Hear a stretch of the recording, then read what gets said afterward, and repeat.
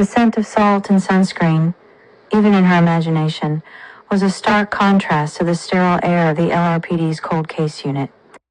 Fort Walton Beach, Florida, Ginny O'Malley's sanctuary, her annual pilgrimage, the place where the relentless echoes of past traumas finally softened into the rhythmic lull of the Gulf waves.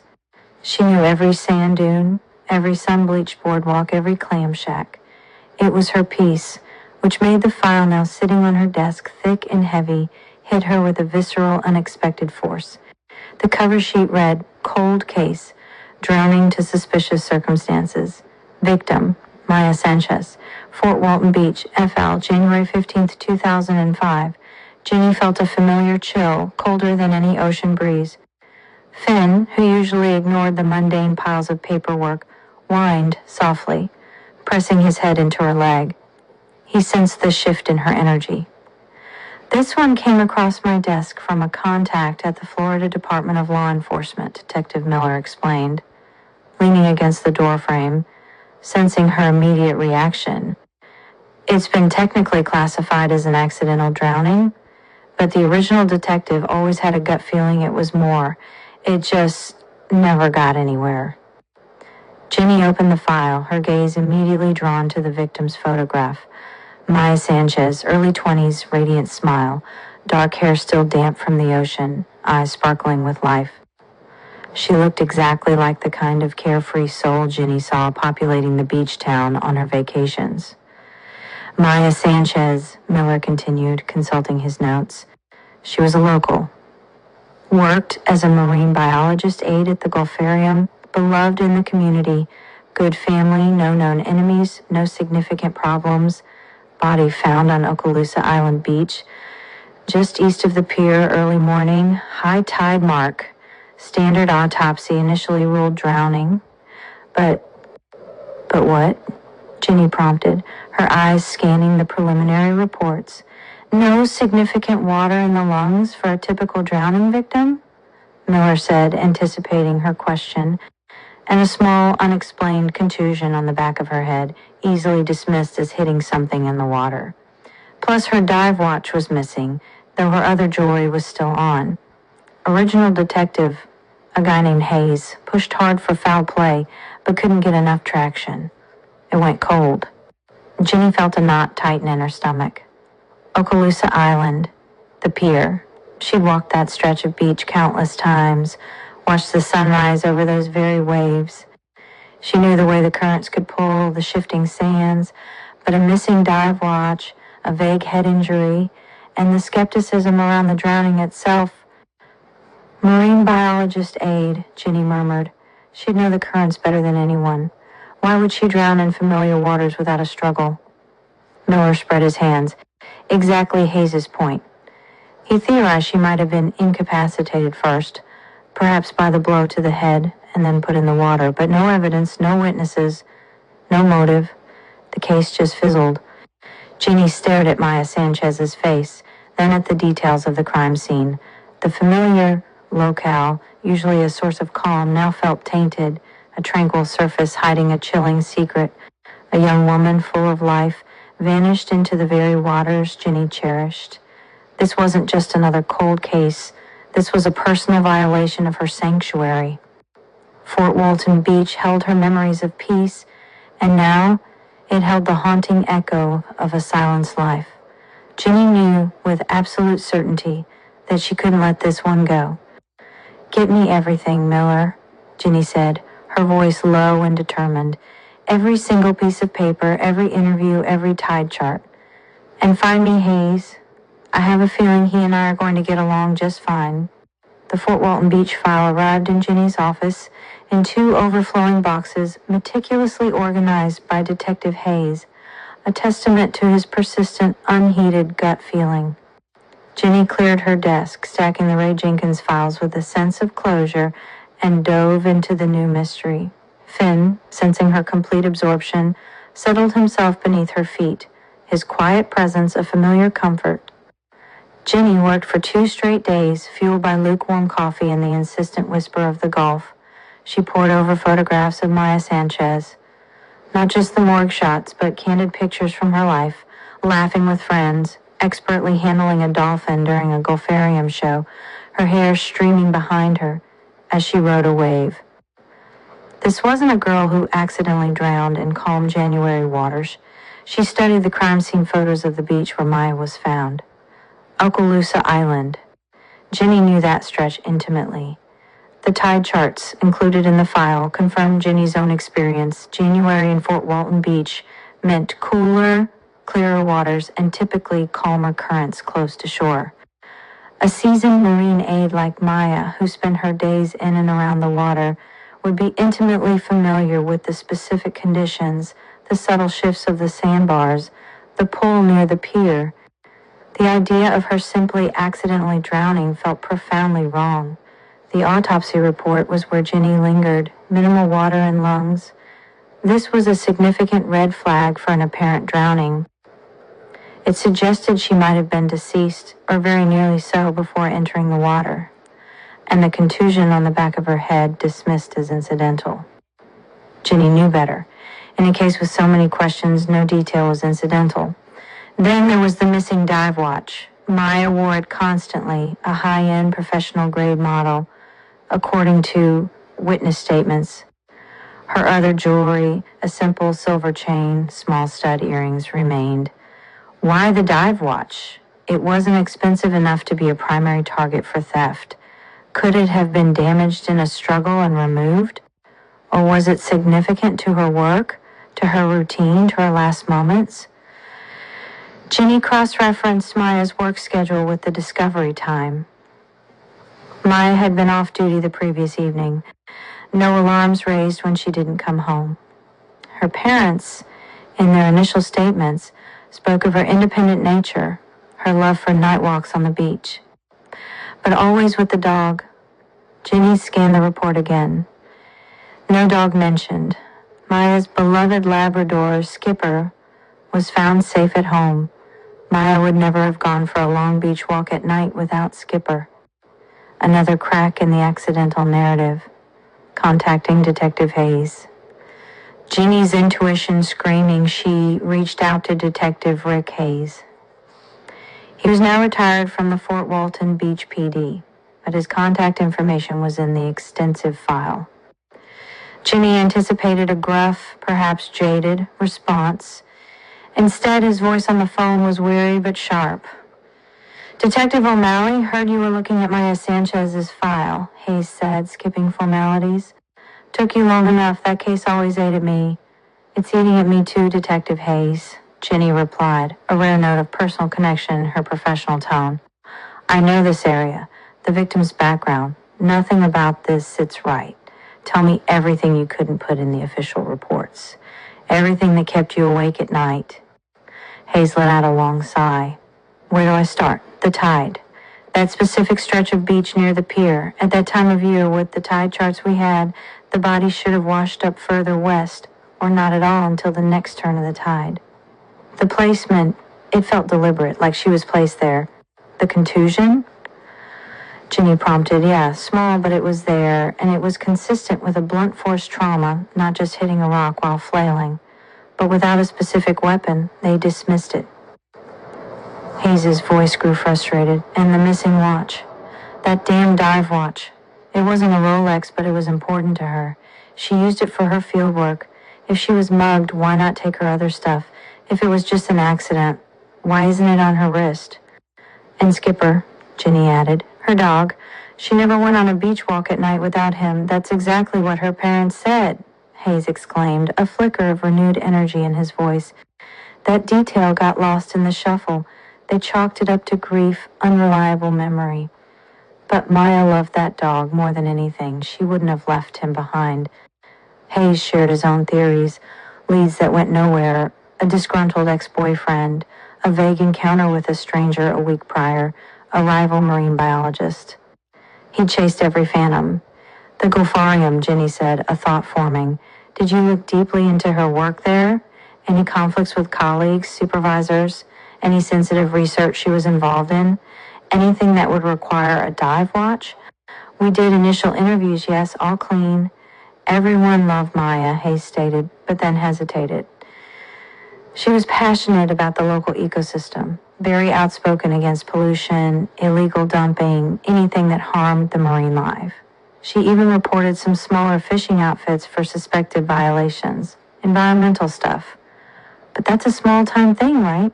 Wouldn't get someone killed. Ginny felt a chilling sensation. Environmental activism, a passionate young woman, a professional dive watch, a body found in the water she dedicated her life to protecting. This wasn't a random act, this was a message. And Fort Walton Beach, her idyllic retreat, was about to reveal a much darker side. Detective Hayes, Ginny said, a steely resolve settling into her voice. Thank you. You might just have given me the thread I need to pull. The pieces are starting to form a new puzzle. The phone call with Detective Hayes had ignited a new, dangerous spark in Ginny's mind.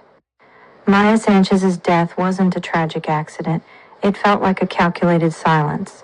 And the key, Ginny now suspected, lay not in the waves, but in the ripple effects of Maya's passion for the water she sought to protect. Unraveling Maya's environmental activism, Ginny's first step was to delve deeper into Maya's life as a marine biologist aide at the Gulfarium. While Hayes' initial investigation had covered the basics, Ginny wanted specifics. She reviewed all available notes from interviews with Maya's colleagues and supervisors. Most spoke of her dedication, her cheerful demeanor, and her profound love for marine life. But Ginny looked for the exceptions, the subtle hints of friction. She found a few. Maya was known for her meticulous record-keeping, especially concerning water quality and the health of local marine populations.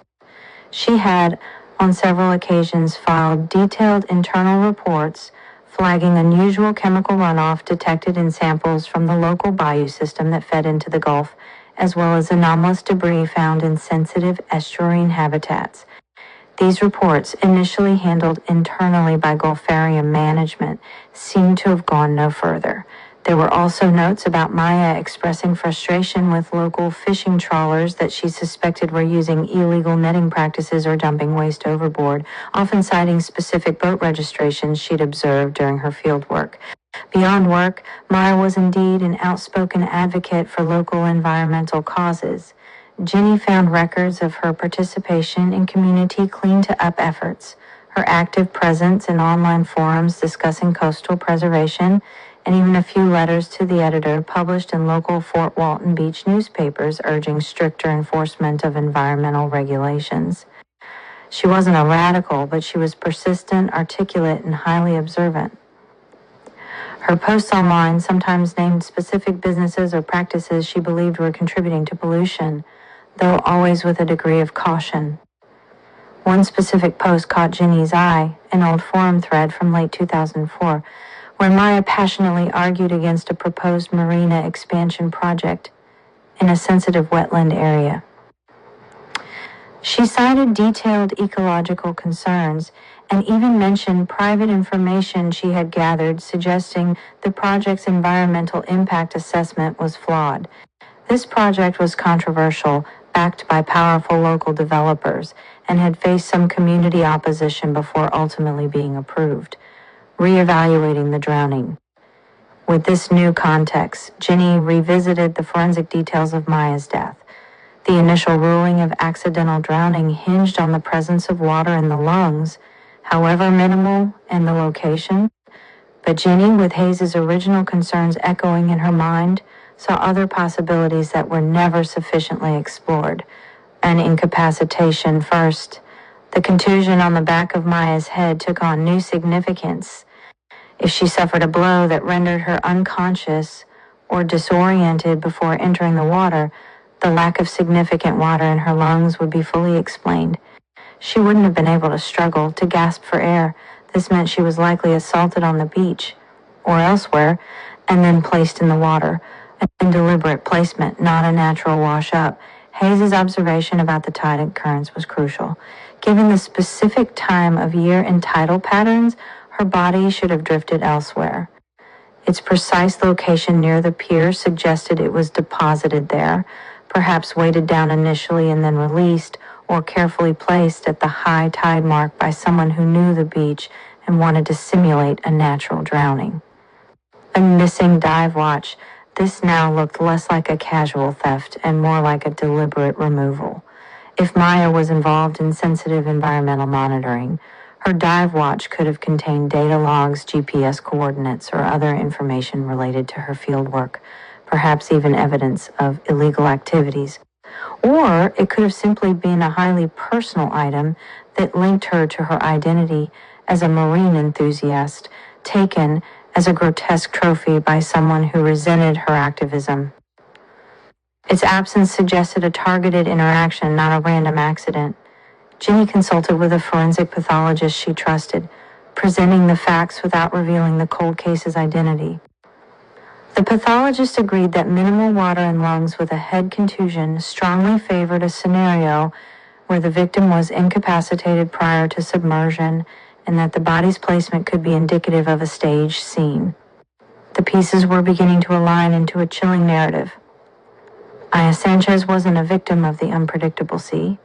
She was likely silenced because of what she knew, what she was recording, or what she intended to expose about the land and water she passionately defended. The accidental drowning was a skillfully crafted lie designed to bury a truth as effectively as a body in the sand. The focus of the investigation now needed to shift. Who benefited from Maya Sanchez's silence regarding environmental issues, particularly the marina expansion project or illegal fishing practices? And who be capable of staging such a drowning? The accidental drowning of Maya Sanchez was beginning to look less like a tragedy of the sea and more like a crime rooted in the very land and water she fought to protect. Ginny's gut instinct, sharpened by Hayes's long-held suspicions, pointed directly to the controversial marina expansion project. Unearthing the marina expansion project, Ginny started by pulling every archive news article, public record, and environmental impact statement related to the Emerald Shores Marina development, the formal name of the project Maya had vehemently opposed. The project, approved in late 2004, just months before Maya's death, was ambitious. A massive luxury marina with hundreds of new boat slips, condominiums, and commercial retail spaces, planned for a sensitive wetland area east of Okaloosa Island. Newspaper archives from 2004 showed heated public debates. Environmental groups, local residents, and independent scientists had raised serious concerns about the project's potential impact on the delicate estuarine ecosystem, oyster beds, and the migratory bird populations. Maya Sanchez, Ginny discovered, was a particularly vocal and articulate opponent. She had attended public hearings, submitted detailed scientific critiques, and even organized local beach cleanup ES, specifically targeting debris linked to construction runoff from preliminary site work. The project was primarily spearheaded by Coastal Horizon Development, LLC, a relatively new but aggressive development firm. Its public face and CEO was Arthur Art Vance, a shrewd businessman who had recently moved to the Fort Walton Beach area from Florida's East Coast, quickly acquiring significant land parcels. Vance was known for his relentless pursuit of permits and his ability to push projects through despite local opposition. He had a reputation for being charming but utterly ruthless when his business interests were threatened.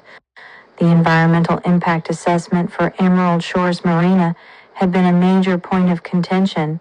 Critics, including Maya, claimed it was rushed, incomplete, and potentially downplayed significant ecological risks.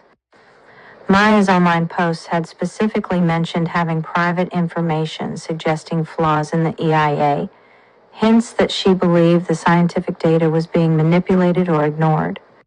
She had called for independent verification, a move that would have caused significant delays and potentially jeopardized the project's financing. The motive solidifies.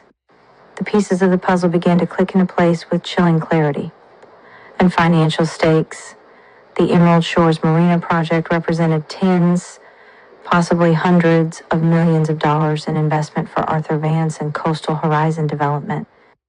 Any significant delay or re-evaluation of the EIA could have led to massive financial losses, legal battles, and potential bankruptcy for the nascent firm. And Maya as a threat.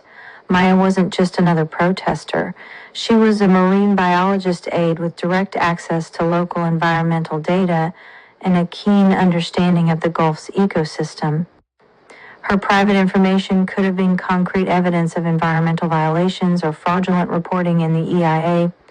Her passionate public opposition, backed by her scientific knowledge, made her a credible and dangerous obstacle to Vance's project. And timeline, Maya's death occurred in January 2005, just as the Marina project was gearing up for full-scale construction, following its contentious approval in late 2004. Her continued activism and potential release of damaging information would have been a critical problem for Vance, right when he needed clear sailing. The scenario Ginny now envisioned was one of corporate ruthlessness bleeding into cold-blooded murder. Maya had found something significant enough to jeopardize a multi-million-dollar venture.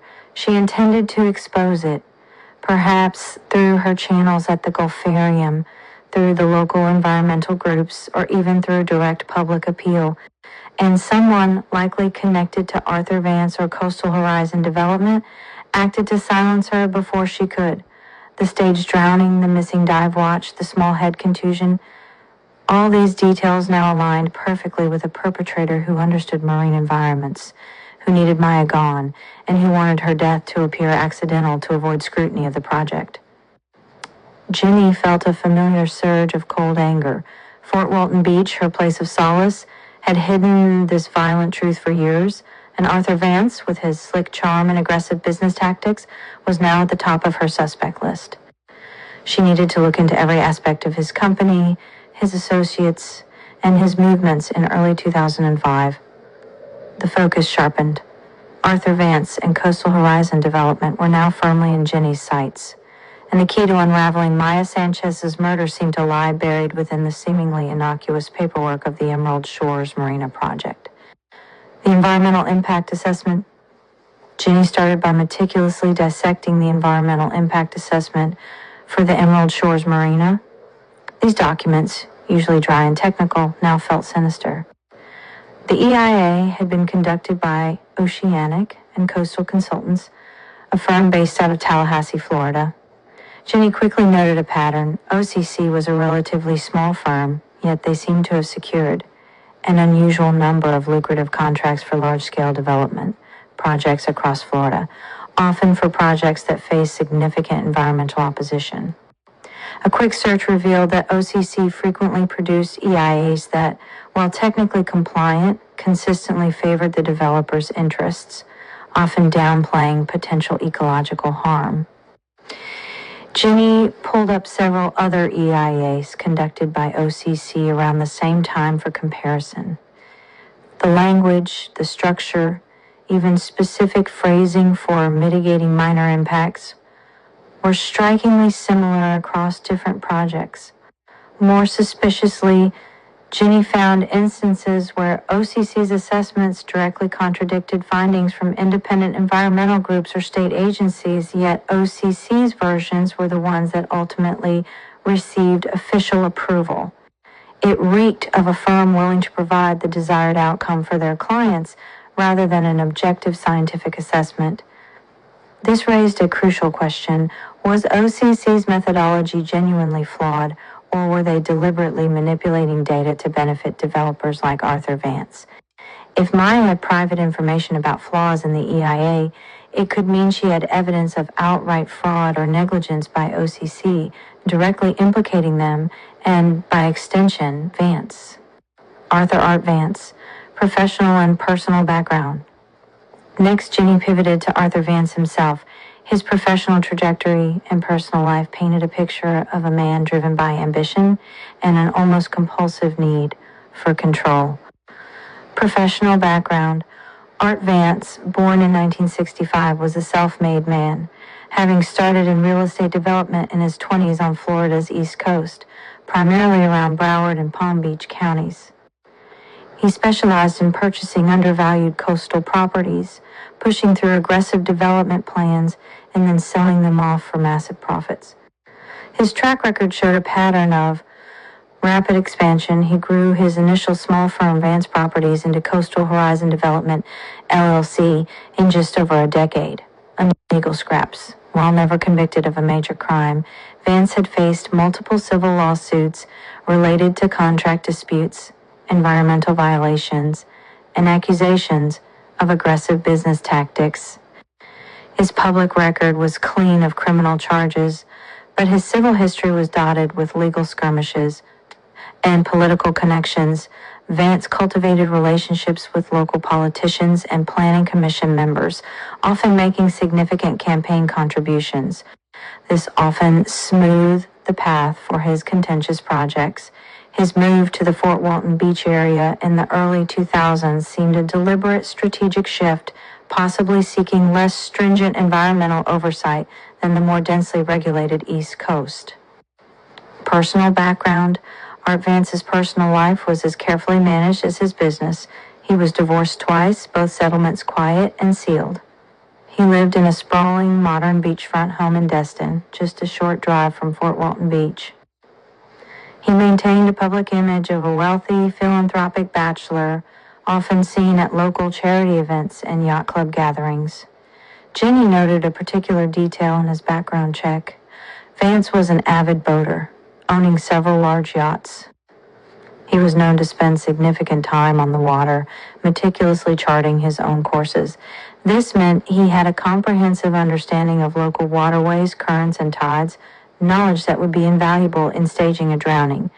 A significant red flag emerged in his personal timeline in late 2004, around the same time the Emerald Shores Marina aide was being finalized and approved. Vance was embroiled in a particularly nasty legal battle with his second ex-wife over an alleged breach of their non-disclosure agreement. The details were sealed, but the legal filings hinted at explosive personal information that could damage his public image and potentially his business dealings. This indicated a man who would go to extreme lengths to protect his secrets and reputation, echoing Robert Monroe's motivations. The meticulous, almost obsessive control over his public persona, coupled with the aggressive nature of his business dealings and his deep knowledge of the local marine environment, painted a chilling picture. Art Vance had the motive, the means, and the apparent character to commit such a calculated crime. Ginny now shifted her focus from the powerful developer to the seemingly innocuous environmental consulting firm that had paved his way, Oceanic and Coastal Consultants. If Maya Sanchez had indeed uncovered private information about flaws in the Emerald Shores Marina AAA, it likely pointed to deliberate manipulation, not just honest mistakes by OCC. Investigating OCC's fraudulent activities, Ginny began a simulated deep dive into OCC's professional history, looking for patterns of unethical conduct, whistleblower complaints, and past investigations. Ginny's search revealed a faint but consistent trail. There were no public convictions for fraud, but OCC had been the subject of several informal inquiries by state environmental protection agencies in Florida throughout the early 2000s. These inquiries typically stemmed from complaints by environmental watchdog groups or concerned citizens who found OCC's conclusions suspiciously favorable to developers, especially when compared to independent research. While these inquiries rarely led to formal charges, they often resulted in corrective actions or minor fines, which were easily absorbed as a cost of doing business. There was one particularly persistent but ultimately dismissed whistleblower complaint in 2003 from a former OCC junior scientist who alleged data suppression on a separate coastal development project in Collier County. The scientist eventually left the field, citing burnout and disillusionment in disgruntled former employees, academic critics. Ginny sought out any academic papers or environmental reports that critically analyzed coastal development EIAs in Florida during that period. She found a few scholarly articles that, without naming specific firms, warned about the growing trend of consulting science, where firms might be pressured to produce desired outcomes for clients. She also found online forums where frustrated environmental scientists anonymously discussed the ethical compromises often demanded by consulting firms. While no specific names linked directly to OCC came up, the general sentiment reinforced the potential for manipulation. In comparing EIAs and methodologies, Ginny returned to the stack of OCC's EIAs she had previously pulled. She focused on their methodologies, particularly their sampling frequency, site selection for data collection, and statistical analysis. She found a tendency to use minimal sampling points in potentially problematic areas, or to conduct sampling during periods that might naturally show lower impact. Their baselines for ecosystem health often seemed optimized to make proposed changes appear less impactful. For the Emerald Shores Marina IA specifically, Ginny noticed that the projected impact on local oyster beds, a critical indicator species Maya would have observed closely, seemed unusually low given the scale of the dredging and construction proposed for the sensitive estuarine area. Key personnel backgrounds and connections. Ginny dug into the backgrounds of OCC's founders and senior scientists. The firm was founded by Dr. Julian Thorne, a well-respected but ambitious marine biologist with a PhD from a prestigious university. However, Dr. Thorne also had a history of consultancy work for major development firms prior to founding OCC, suggesting a long-standing relationship with the industry. More critically, Ginny uncovered that Dr. Thorne and Art Vance had co-owned a small, speculative real estate investment company in the late 1990s in South Florida, years before OCC was formed. This was a direct, undisclosed financial connection between the developer and the independent environmental consultant. This was a massive red flag for conflict of interest and potential collusion. How Maya could have uncovered the fraud. Maya Sanchez, as a marine biologist aide at the Gulfarium, was uniquely positioned to uncover OCC's fraudulent activities. In direct field observation, Maya regularly conducted water quality tests and observed marine life in the very bayous and coastal areas that the Emerald Shores Marina project would impact. She would have her own independent data on local water chemistry, pollutant levels, and species populations. If OCC's official reports minimized these, Maya would see the discrepancy firsthand. And access to raw data. Her role might have given her access to the Gulfarium's historical data, local university research, or even state-level environmental monitoring reports that would contradict OCC's findings. And professional expertise. As a trained marine biologist, she had the expertise to critically analyze OCC's methodologies and conclusions, recognizing subtle manipulations or omissions that a layperson might miss.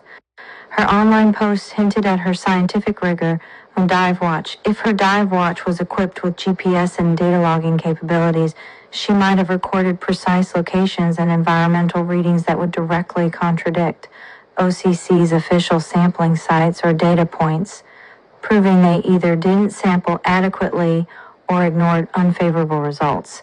The picture was now terrifyingly clear.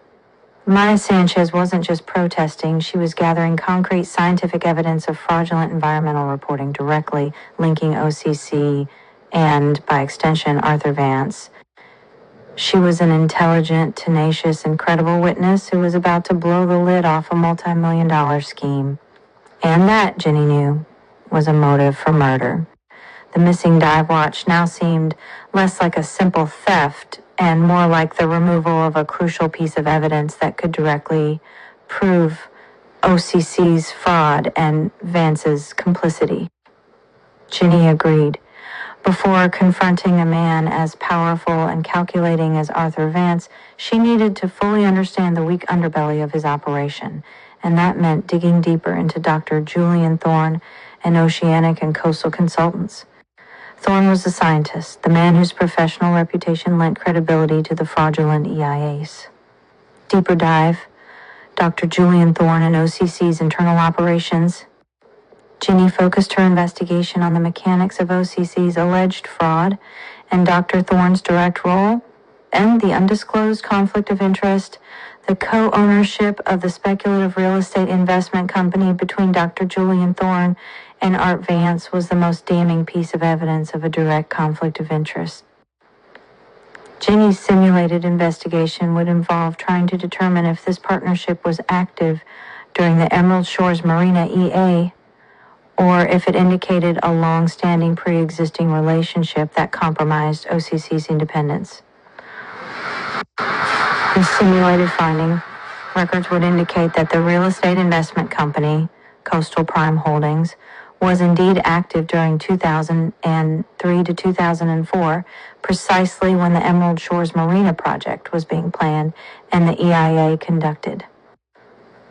While Thorne's role was listed as passive investor, the direct financial tie meant he benefited personally from Vance's development successes.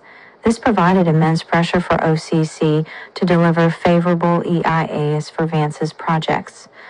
Identifying disgruntled former employees, Ginny revisited the vague whistleblower complaint from 2003. She searched for academic papers, online forums, or professional groups where environmental scientists might discuss ethical dilemmas or industry practices. In simulated finding, Ginny would uncover contact information for Dr. Lena Petrova, the former OCC junior scientist who filed the dismissed whistleblower complaint. Dr. Petrova, now working for a nonprofit environmental advocacy group in California, would be initially hesitant, but ultimately willing to speak. In simulated interview with Dr. Petrova would recount a culture at OCC where findings were often predetermined by client needs. She'd describe instances of senior staff, including Dr. Thorne, directing junior scientists to interpret data in specific ways to exclude unfavorable samples or to adjust predictive models to show minimal negative impact. She would explicitly recall instances during the drafting of the Emerald Shores Marina IA where she felt critical data about water flow disruption and potential harm to juvenile fish nurseries was downplayed or omitted entirely. It wasn't science, she'd say bitterly, it was a script. She explicitly mentioned seeing Dr. Thorne having frequent, often unlogged, private meetings and phone calls with Art Vance. In OCC's financial dependence, Ginny looked into OCC's client portfolio during the early 2000s. In simulated finding, it became clear that Coastal Horizon Development and other aggressive developers with similar needs for favorable EIAs constituted a significant portion of OCC's revenue. This financial dependency created an inherent bias. If OCC didn't deliver the right reports, they stood to lose a major client and potentially face severe financial hardship. Dr. Thorne's personal investment with Vance only exacerbated this. Intimate communication trails between Thorne and Vance, while direct incriminating emails from 2004 might be hard to retrieve, Ginny would look for any indirect evidence. In simulated finding, while no smoking gun email saying falsify this, Ginny would note an unusual volume of phone calls and meeting entries in publicly available calendars between Dr. Thorne and Art Vance, leading up to the EIA's submission and approval. These were far more frequent and less formal than typical client-consultant interactions, consistent with a deeper, more collaborative, and possibly conspiratorial relationship. By the end of this deeper dive, Ginny had a clear picture. Oceanic and Coastal Consultants, under Dr. Julian Thorne's direction, was operating as a fraudulent entity, directly manipulated by its clients for financial gain. Dr. Thorne's undisclosed financial tie to Art Vance created a direct, egregious conflict of interest, making him an active participant in Vance's schemes. Maya Sanchez's private information was almost certainly direct evidence of this environmental fraud, perhaps raw data, internal memos, or even secret recordings she might have made documenting the deliberate manipulation of the EIA. Her knowledge could not only derail the Marina project, but also bring down OCC and potentially lead to criminal charges for both Thorne and Vance. Ginny now had the full context. She knew what Maya knew, how it was covered up, and who was directly benefiting. The stage was set for her confrontation with Arthur Vance. He wasn't just a businessman, he was a criminal whose ambition had led to murder, facilitated by a supposedly reputable scientist. The air in Arthur Vance's lavish Destin office overlooking the sparkling gulf he sought to conquer was thick with the scent of expensive cigars and unspoken power. His eyes flickering, the mask of charm had evaporated, replaced by a cold, calculating fury. He rose from his desk, walking to the window, his back to Ginny. She was going to ruin everything, he said, his voice low, almost a growl. Years of work, my name. She had no right. She was just a girl, sticking her nose where it didn't belong. He turned back, his face a chilling tableau of contempt and self-pity. I didn't mean for it to go that far. She was stubborn. She wouldn't listen. The admission, though not a full confession to the act itself, hung in the air, thick with implied guilt. Stubborn enough to get herself killed for the truth. Wouldn't listen to threats, so she had to be silenced. Art Vance's carefully constructed facade of the successful philanthropic developer had crumbled, revealing the ruthless, murderous core beneath. Ginny felt no triumph, only a deep, abiding sadness for Maya Sanchez. Another life sacrificed for the sake of reputation, another truth drowned in the depths of human selfishness. Arthur Vance, Ginny said, rising slowly, her voice clear and authoritative. You're under arrest for the murder of Maya Sanchez. The arrival of Fort Walton Beach police, summoned by Ginny moments before Vance's thinly veiled admission, shattered the carefully curated tranquility of his office. Arthur Vance, stripped of his composure and the polished facade, offered no resistance as the handcuffs clicked into place. His silence now was not one of control, but of a chilling, stark defeat. The subsequent search of Vance's sprawling beachfront home in Destin, executed under a rapidly obtained warrant, quickly yielded the final, damning piece of the puzzle. Tucked away in a hidden compartment within his large private boat, the Emerald Dream, was Maya Sanchez's professional-grade dive watch. Its casing showed faint signs of impact damage, consistent with the contusion on Maya's head. The watch, a small yet profoundly significant item, not only tied Vance directly to the victim, but also hinted at the struggle and the nature of the initial assault. Its presence in his possession, far from where Maya's body was found, unequivocally dismissed any pretense of accidental drowning. The legal proceedings, the walls close in. The case against Arthur Vance was methodical and devastating. Indeed, Ginny retorted, leaning forward slightly, her voice quiet but piercing. Conducted by oceanic and coastal consultants, a firm incidentally whose lead scientist, Dr. Julian Thorne, you had an undisclosed financial stake within Coastal Prime Holdings in the late 90s, continuing through the early 2000s, a direct, blatant conflict of interest that makes their independent assessment anything but. Vance's composure began to crack. He shifted in his seat, his gaze narrowing. That's ancient history, a minor investment. Dr. Thorne is a respected professional who oversaw an EIA for your Emerald Shores marina that was riddled with manipulated data, Ginny pressed, watching his face closely. Minimal sampling in critical areas, data interpreted to exclude unfavorable results, projections that defy established ecological models. Maya Sanchez, a marine biologist aide, was compiling evidence of just that. Her private information wasn't just speculation, Mr. Vance. She was seeing the real impact in the very water she worked in and day out with her own instruments. She paused, letting the words sink in. She knew about the harm to the oyster beds, the disruption to juvenile fish nurseries, the true extent of the chemical runoff your project would cause. She knew OCC was rubber stamping your dirty work, and she was about to go public. Vance's jaw tightened. She was an idealistic nuisance. She had no proof. She had her own data, Ginny countered, and a moral compass that pointed straight at your greed.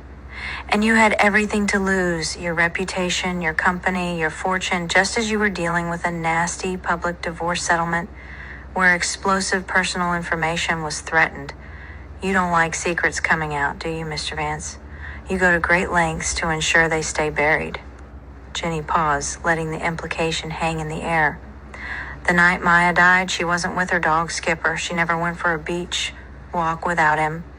She was likely meeting someone, perhaps to confront them with her findings or to share her private information with an ally. Ginny stared directly into his eyes.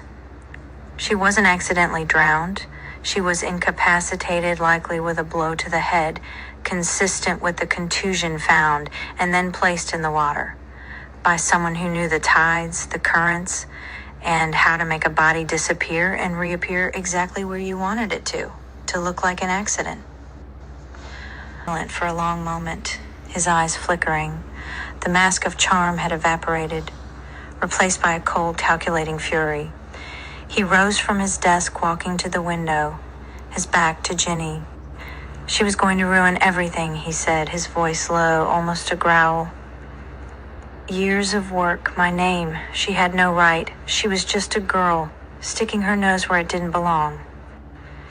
He turned back, his face a chilling tableau of contempt and self-pity. I didn't mean for it to go that far. She was stubborn. She wouldn't listen. The admission, though not a full confession to the act itself, hung in the air, thick with implied guilt. Stubborn enough to get herself killed for the truth. Wouldn't listen to threats, so she had to be silenced. Art Vance's carefully constructed facade of the successful philanthropic developer had crumbled, revealing the ruthless, murderous core beneath. Ginny felt no triumph, only a deep, abiding sadness for Maya Sanchez. Another life sacrificed for the sake of reputation, another truth drowned in the depths of human selfishness. Arthur Vance, Ginny said, rising slowly, her voice clear and authoritative.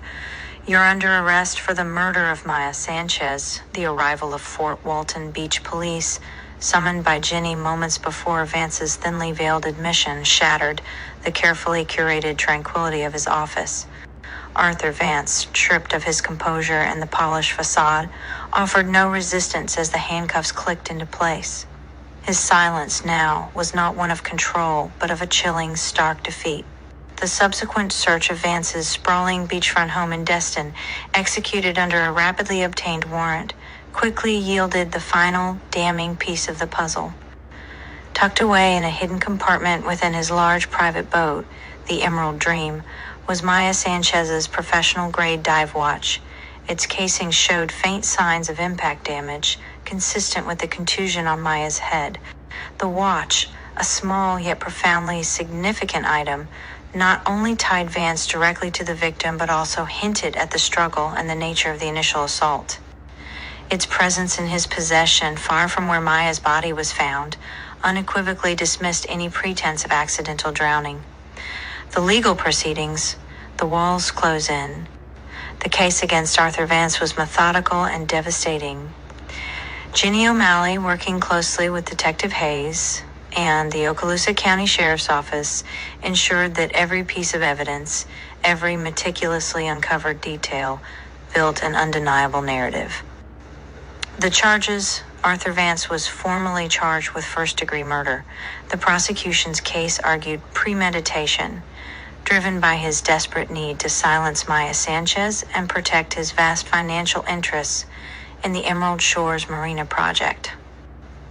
The evidence: Vance's implicit admission, Ginny's detailed report of their confrontation outlining his shift from denial to frustrated admission of Maya's stubbornness and her threat to his years of work, became powerful circumstantial evidence of his motive and guilt. Dive Watch, the recovery of Maya's unique dive watch from Vance's personal belongings, especially from his boat, was a physical link that forensic experts easily confirmed as hers. Its damage corroborated the theory of blunt force trauma. On a forensic reevaluation, with new insights, the initial autopsy findings were revisited by an independent medical examiner. The minimal water in Maya's lungs, combined with the head contusion, was now definitively reclassified as consistent with incapacitation prior to drowning. The initial accidental ruling was formally overturned. Environmental fraud, the compelling evidence of OCC's Fraudulent EIA practices spearheaded by Dr. Julian Thorne provided a clear, undeniable motive. Thorne's testimony exposed how Maya's independent data collection contradicted OCC's falsified reports, making her a direct threat. And circumstantial details, Hayes's original observations about the body's placement, the lack of Maya's dog, and Vance's extensive knowledge of local tides and currents further bolstered the prosecution's case, painting a picture of a carefully staged scene. Vance's pattern of aggressive legal maneuvering and his personal history of protecting his image at all costs were presented to establish his character and motive. The outcome, faced with the overwhelming weight of the evidence and the devastating testimony of Dr. Thorne, Arthur Vance's carefully constructed world crumbled. His high-priced legal team, unable to counter the direct tie of the dive watch and the systemic fraud exposed, advised him to seek a plea deal. After intense negotiations, Arthur Vance pleaded guilty to second-degree murder. In exchange for avoiding the more severe first-degree murder charges and a guaranteed lifetime in prison, he provided no further information, offering no remorse. His ultimate selfishness remained, but justice, in its slow, methodical way, had finally reached him. The conviction of Arthur Vance sent shockwaves through the Fort Walton Beach development, and fraud faced significant delays and increased scrutiny, with its future uncertain. Oceanic and coastal consultants faced multiple lawsuits and investigations, their reputation irrevocably shattered. For Ginny, the case left a lingering sense of bittersweet victory. Maya Sanchez, the vibrant young woman who loved the sea more than life itself, finally had her truth revealed. She hadn't accidentally drowned. She had been murdered for the truth she carried. And while the idyllic beauty of Fort Walton Beach would forever hold a darker undertone for Ginny, it also now held the quiet satisfaction of a terrible wrong finally brought to light. The echo of Maya's silenced voice had found its champion, and in the enduring rhythm of the Gulf, her truth finally resonated free. The story of Arthur Vance, the man who drowned a young woman for the sake of a marina, was not one of inherited privilege or profound trauma like Robert Monroe's gilded cage of reputation. It was a grittier narrative, forged in the relentless pursuit of wealth, a testament to how the singular obsession with material success can warp a soul into something devoid of empathy. Flashback: Arthur Vance's childhood, Miami, 1970s. Art Vance didn't grow up in a stately home or a quiet, tree-lined suburb. He was born into the humid, chaotic sprawl of Miami, the son of a perpetually struggling salesman and a mother who worked tirelessly in a diner. Their world was defined by eviction notices, secondhand clothes, and the constant gnawing anxiety of not enough. Their apartment, smelling perpetually of fried food and stale cigarettes, was stifling, not just physically, but emotionally. Art learned early that making do was a euphemism for being a loser. His father, despite his endless hustles, never quite made it, always one step behind the next big score. He'd come home defeated, cursing the system or the rich guys who rigged it, but young Art didn't internalize resentment. He internalized a fierce, burning resolve that he would never be like his father. He would never be poor.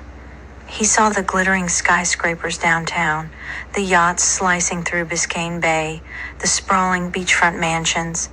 These weren't symbols of oppression to Art, they were tangible proof of worth. And he quickly deduced that the people inside them didn't follow the same rules as everyone else. They made the rules, or they found. Art was academically unremarkable, but possessed a shrewd, almost predatory intelligence for finding angles. During a summer job at a construction site, he witnessed the owner bribe a city inspector to overlook faulty wiring. The inspector pocketed the cash, smiled, and signed off. No consequences, just efficiency. Art learned that regulations were merely negotiable inconveniences, and ethics were for those who couldn't afford to be pragmatic. He started small, selling answers to tests, betting on dog races with insider tips gleaned from overheard conversations. He was caught once in his senior year, cheating on a final exam. The principal, a stern woman, told him he was a disappointment, a moral failure. But Art didn't feel shame. He felt annoyance at being caught, and a reinforcement of his belief that the only real failure was not winning. He smooth-talked his way out of suspension, promising to do better, his face a convincing mask of contrition. The performance cemented his conviction. People were easily manipulated if you knew what they wanted to hear. He eschewed college, seeing it as a waste of time, a slow climb for the cautious.